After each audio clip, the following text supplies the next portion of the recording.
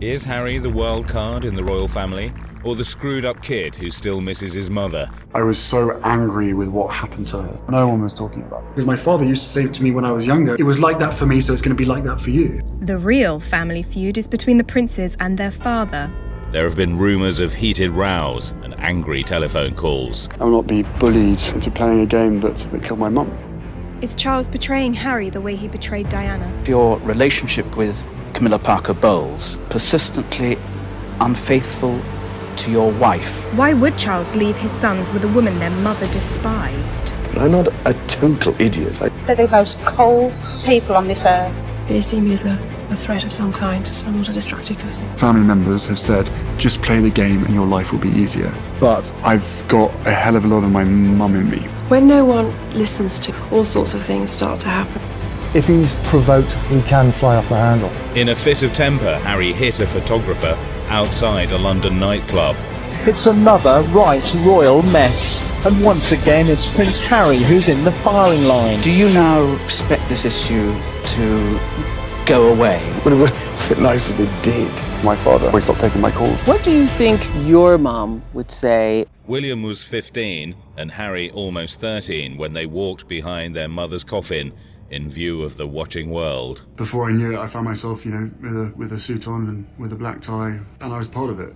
At that point, I was still in shock. Disbelief, refused to accept it. I was outside of my body and just walking along doing what was expected of me. Showing 1/10 of the emotion that everybody else was showing. It's not so much a job as a way of life. And above all else, I think the important thing is to serve this country. The boy had lost a mummy who he absolutely adored, and he has been thrust onto the world stage. Heartbroken, Harry couldn't understand why Charles wasn't fighting for Diana. One of the feelings that comes up with me always is the helplessness. Being too young to be able to help your mother.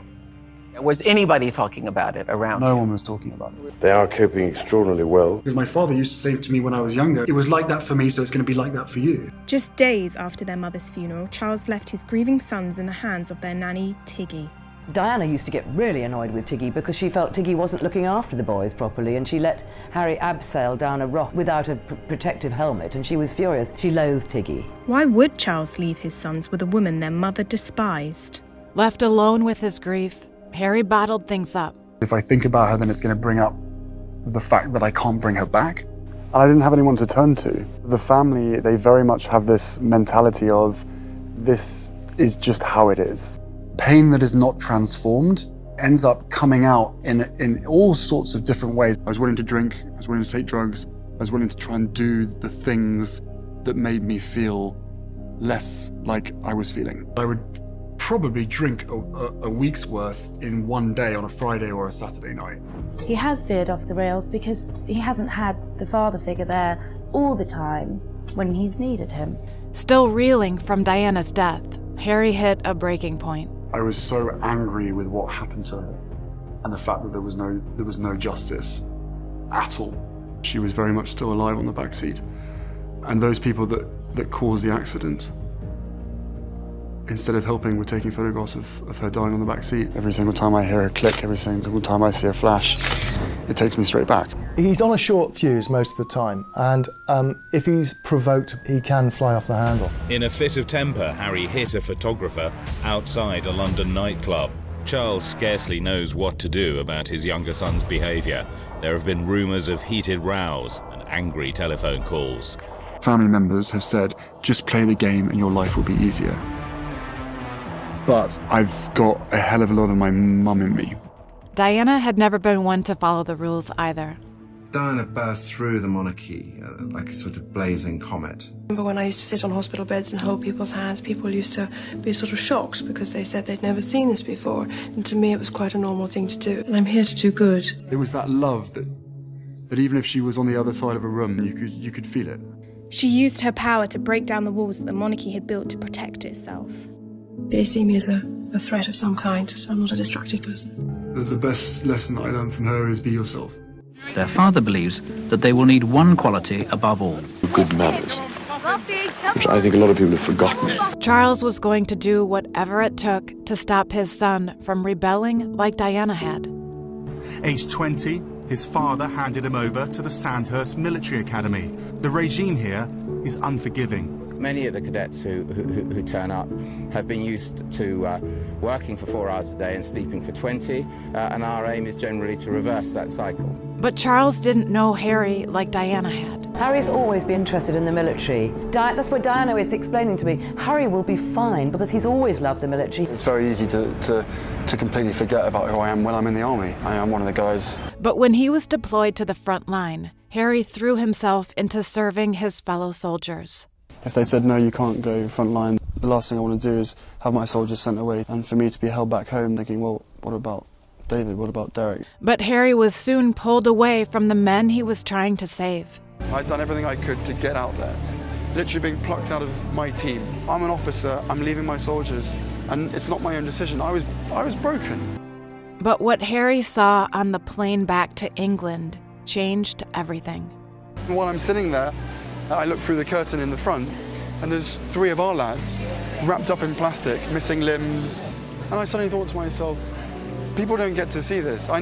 Harry realized to truly be like his mom, he had to stop lashing out and start fighting for others. My mum clearly taught me a certain set of values, of which I will always try and uphold. The now 31-year-old royal dedicating himself to supporting wounded warriors and his mother's legacy. These people are role models, and they need to be celebrated more amongst society. But when he fell for an outsider, Meghan Markle, all the pain he thought he'd left behind came rushing back. His great fear now that his wife is subject to the same pressures as his mother was.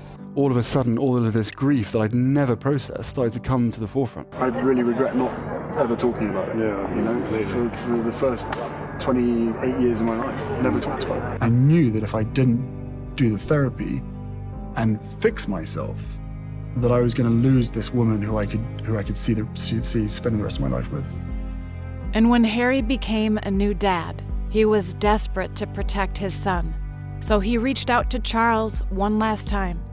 Meghan Markle and baby Archie, favorite targets of ruthless media. What will the royal family do? What I was seeing was history repeating itself. My father, he stopped taking my calls. I feel really let down, and Archie's his grandson. And when Charles didn't step up, Harry had only one choice to help Archie.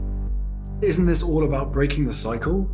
That whatever pain and suffering has happened to you that you don't pass on? That was one of the biggest reasons to leave. I know that it's my responsibility and my duty to break that cycle. What did it come to?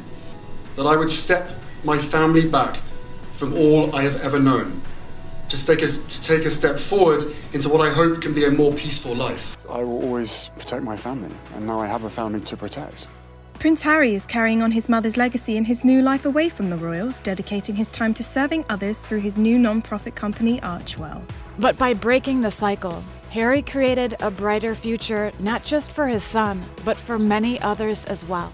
I hope that a lot of my mother's talents are shown in a lot of the work that I do. I have no doubt that my mum would be incredibly proud of me. I'm living the life that she wanted to live for herself, living the life that she wanted us to be able to live. Now I'm in a place where I feel as though I should have been years ago. We've got a beautiful little boy and then another little baby girl. I never dreamt that. I'm on my way to having healed that part of my life.